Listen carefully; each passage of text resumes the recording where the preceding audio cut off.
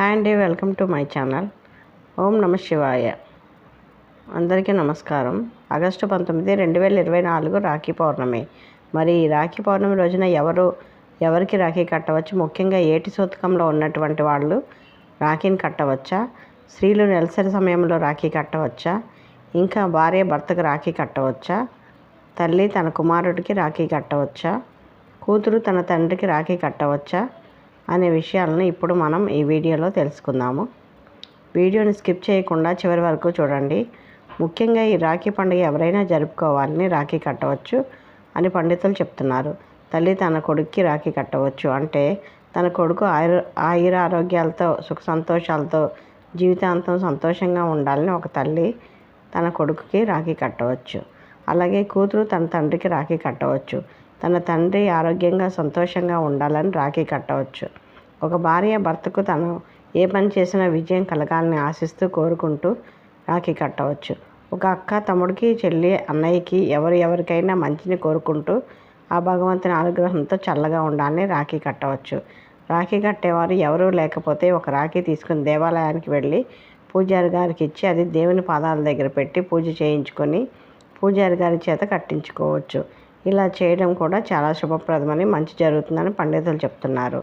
ఇంకా స్త్రీలు కూడా రాఖీ కట్టడానికి ఎవరూ లేకపోతే రాఖీని తీసుకొని గుడిలో ఉన్న దేవుడికి సమర్పించవచ్చు. ఇలా చేస్తే ఆ భగవంతుడిని మనకు రక్షగా ఉండి మనకు అన్ని వేళలా తోడుగా ఉండి అన్ని పనుల్లో విజయాలు చేకూరుస్తాడని భావించి రాఖీని ఆ భగవంతునికి సమర్పించాలి. ఇలా చేయటం వల్ల అన్ని పనుల్లో విజయం కలిగి సంతోషంగా ఉంటారు. ఇంకా ఏటి సూతకంలో ఉన్నవారు రాఖీ కట్టుకోవచ్చా అంటే తప్పకుండా కట్టుకోవచ్చు అని పండితులు చెప్తున్నారు. ఇంకా స్త్రీలు నెలసరి సమయంలో రాఖీ కట్టవచ్చా అని చాలామందికి అనుమానం ఉంటుంది. స్త్రీలు నెలసరి సమయంలో రాఖీ కట్టవచ్చా అంటే రాఖీ కట్టే రోజుకి స్త్రీలకు 5వ రోజు స్నానం చేసి ఉన్నట్లయితే తప్పకుండా కట్టుకోవచ్చు. స్త్రీలు 5వ రోజు స్నానం ఆచరించకుండా రాఖీని ముట్టుకోకూడదు, ఇతరులకు కట్టకూడదు. ముఖ్యంగా ఈరోజు ఆగస్టు 19, 2024 ఏ సమయంలో రాఖీ కట్టాలంటే మధ్యాహ్నం 1:32 భద్రకాలం ఉంటుంది కాబట్టి కనుక ఈ సమయంలో రాఖీ ఎట్టి పరిస్థితుల్లోనూ ఇతరులకు కట్టకూడదు, మనం కట్టించుకోకూడదు. ఈ సమయంలో రాఖీ కడితే ఇలాంటి ఫలితమే ఉండదు. ఈ భద్ర సమయంలో రాఖీ కట్టిన వారికి కట్టించుకున్న వారికి మంచిది కాదు. కాబట్టి ఎవరు కూడా ఈ సమయంలో Rakhi కట్టుకోవద్దు.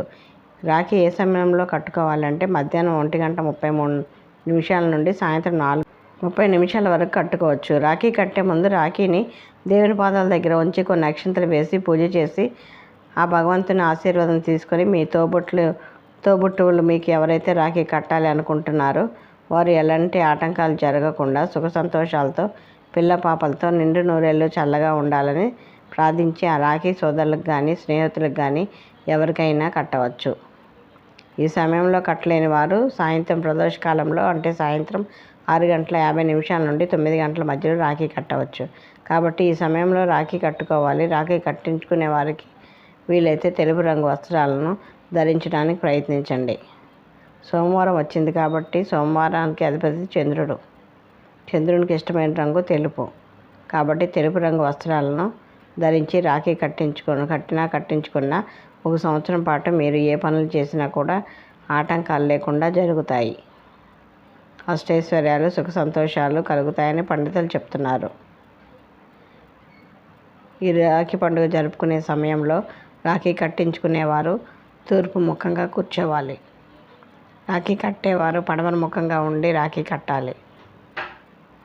Thank you for watching. Please subscribe my channel.